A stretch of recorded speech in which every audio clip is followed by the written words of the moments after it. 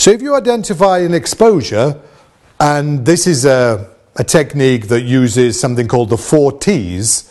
The reason is because they all begin with T, and there's 4 ways with dealing with a risk exposure.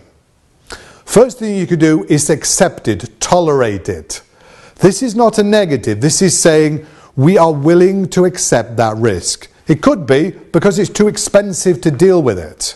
If the risk is $1 million and it costs you $5 million to deal with it, take the $1 million.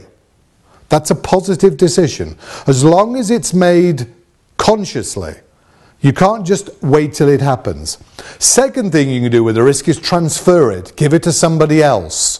This doesn't mean that you can necessarily transfer responsibility, because if something goes wrong, it's still you that's impacted, but you give it to somebody else to manage on your behalf. This is typically insurance, outsourcing, partnering, those type of things. Third thing you do with a risk exposure is to terminate it. This actually means you have to terminate the activity as well. Because you can't just terminate a risk, can you? The only way you can remove a risk is to remove the activity. Very unusual this, but let's say you've got a new product which isn't going well.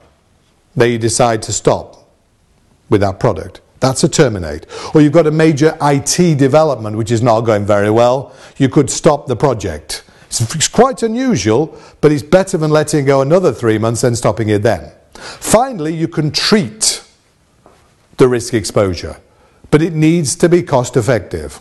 If it's cost effective, then that's worth doing.